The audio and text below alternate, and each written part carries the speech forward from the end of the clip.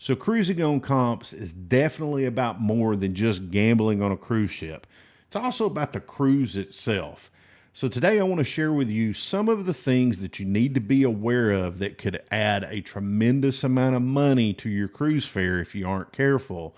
And we'll discuss whether or not those things are actually worth it, in my opinion. So sit back, relax, let's jump to it. Welcome to Cruising on Comps.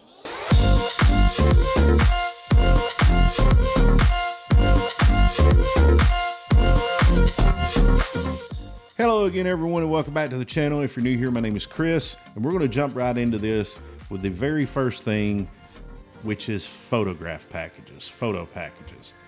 You're going to get inundated throughout the ship while you're on your cruise with crew wanting to take your photo. And then you will have the option to purchase that photo at a later time. Now, where this is most prevalent is on formal night. A lot of people like to get their picture taken on formal night. They like to get the, professional photography done. But you'll also encounter it throughout the ship, on the decks, where you're basically just having someone take a photograph that you easily could have taken with your phone.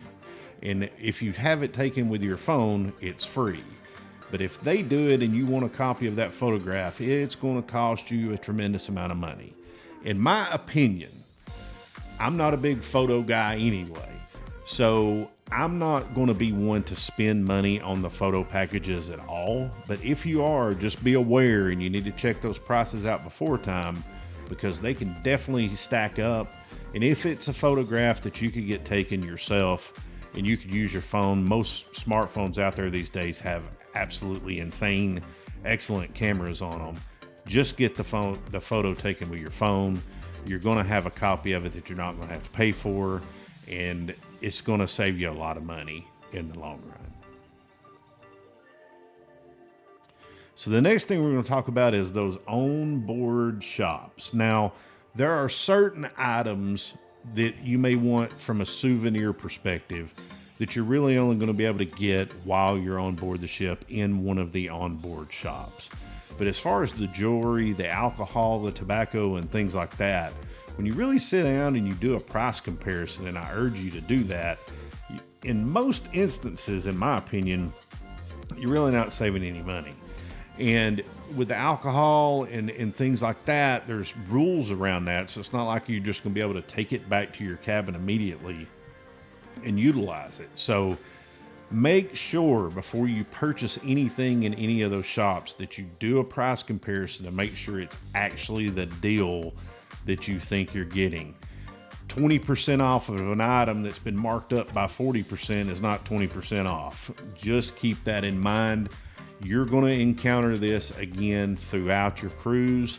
The shops are there. They've got people out trying to get people to come into those shops, and it's because it generates additional revenue for the cruise line. So just make sure and check, is this actually a deal? So number 3 on the list, I'm going to put it right in the middle, is drinks. Now, you have access to a lot of free drinks on the cruise, and by that I mean lemonade, water, juices. For breakfast, you've got access to milk and things of that nature, coffee, just your standard basic coffee. All of those things are going to be included in your cruise fare. And if you bring your own cup with you, you can really kind of put yourself in a situation where you can sip on the free beverages all day long. When you get into the sodas, and especially when you get into the alcohol, it's very expensive. Even if you purchase a drink package, the drink package itself is very expensive. Keep in mind that on most cruise lines, you can bring your own 12-pack of soda onto the cruise line. They're going to check it to make sure you're not doing something funny, that you didn't put something in the box and make them think it was something else. But you can bring your own 12-pack of soda. In most cruise cabins, there's going to be a cooler, not a refrigerator, a cooler that you can put those in to keep them cool for you. And you can definitely save yourself some money that way if you want to go with sodas. Also, a lot of cruise lines allow certain types of alcohol to be brought on board, specifically bottles of wine and things of that nature. So before you go, check on those things. And if you're interested in doing that, make sure you do, because any alcoholic beverage on a cruise ship, especially if it's a specialty drink, is going to run you anywhere from $15 to $25. It's just insane, the prices of them. And again, the cost of the drink packages themselves are pretty crazy. So just keep that in mind if you're interested in anything other than what's provided to you on the cruise. You are going to have to pay for it, and it is going to add up really fast. So number 2 on the list for me is excursions. Now, we're sailing to these wonderful places. We want to get off the ship. We want to explore that port that we're at. You're going to find that pretty much every cruise line obviously is going to provide you with an option for an excursion. But I would urge you to do some research ahead of time and try to find some alternatives. And this could even be if there's an excursion going to a particular point on the port itself, it could be within walking distance where you could actually just go do it on your own. But instead, the cruise line is going to charge you $100, $200 per person to go do something that you literally can walk to and do for free. So definitely look into the excursions. Also beach clubs and things like that, especially when you get it down into the Caribbean. There's a lot of different options. You can research the reviews and things like that. But something you need to remember when you're doing that as well is you not only have the cost of entrance into those beach clubs, but you're also going to have taxi fare, gratuities and tips that you're going to have to pay while you're there. And those things definitely add up as well. So do your research beforehand when it comes to excursions. And I'm not saying that some excursions aren't great that the cruise line provides.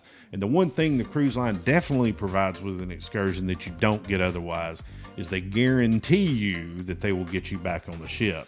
If you're on your own excursion and you don't get back to the ship in time and you're one of those people running down the pier with everybody cheering and laughing and clapping at you, that's on you. So make sure and remember that as well, is if you go on a cruise sponsored excursion where you purchased it through the cruise line, then you're guaranteed to get back on board. Otherwise, again, you're on your own.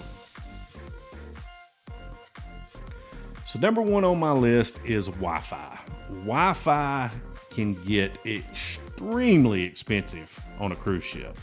It can vary really depending on what line you're on and what package you purchase, anywhere from $15 to $25 per day per device. Now, there are certainly ways to maneuver your way around the device. I'll get into that in a different video, but you do need to take this into consideration, and you really need to think about, do I actually need Wi-Fi while I'm on this cruise? If you don't, and I have been on a few cruises where I've purchased the Wi-Fi package, and I mean rarely ever used it. If you don't think you do, don't purchase it. But if you're going to be doing some work, or you have situations where you definitely need to have some type of avenue of contact with, you know, where you live and family members or friends or things like that, then look into it and figure out which package that is offered is best for you. But just understand, it's per day, and they're going to make you buy it for the entire cruise under most instances. So you might only need it for one day, but you can't just buy it in most circumstances for just one day. You've got to buy it for your entire cruise. And when you're talking about $25 a day for a premium Wi-Fi package, which quite frankly kind of equates to broadband, maybe most of it is like AOL dial-up action going on. It's very spotty, it's unreliable, and in a lot of instances, it's really just not worth it. So definitely do your homework and really try to figure out, is this something I absolutely have to have? Because it is going to add a pretty penny to your final bill. Okay, I told you at the beginning of the video I was going to have a bonus, and I definitely do. But before I do, if you're not already subscribed, you know what to do. You've been on YouTube before. Thank you in advance. Let's get to that bonus. What type of cabin do you really need? Is that extra cost for a balcony or a suite really worth it? Now, for me, I'm lucky and fortunate so far that I've been able to cruise on some casino offers where I can kind of get either style room for the same price. So I generally go with a balcony just because I like the extra space it kind of provides. But here's the reality. On every cruise I've been on, I've had a balcony. And the amount of total hours on the last 4 cruises I've been on that I've spent on my balcony, I could count on one hand. There's balconies all over the ship, and they're generally way more comfortable. You're going to be able to communicate with other people if you choose to do so, or you can definitely find places to kind of go off and be by yourself. So it's really going to be up to you on if you enjoy having your own little private space and you feel like you're going to utilize it, then yes, a balcony is worth the extra cost to you. For me personally, if I just had to sail in an interior stateroom, I'd be totally fine with that. I just choose to do the balcony because for me, the price at this point has been the same. When you're getting into the suites and things like that, that's really honestly going to depend on what your personal budget is and how many people you're going to have staying in that room. And again, if it's really worth it to you. Interior staterooms are very small. There's not a lot of extra space, but it's really boils down to how much time are you going to be spending in that room? What are you really going to be using that room for versus all of these other spaces you have access to on the cruise ship? So do your homework on that.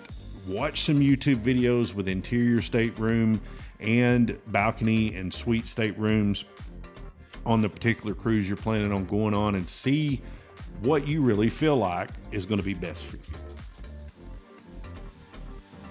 Hey folks, that's going to be it for this video. But before I go, I would ask you if you've got any additional costs that I haven't taken into consideration that you think people should know about, throw it down in the comments. The community's growing. A lot of people read through those comments, and if there's something I missed or something you feel like is more important than something I listed, let me know. Let's talk about it. Otherwise, thank you so much for watching. I really do appreciate it, and I will definitely catch you on the next one.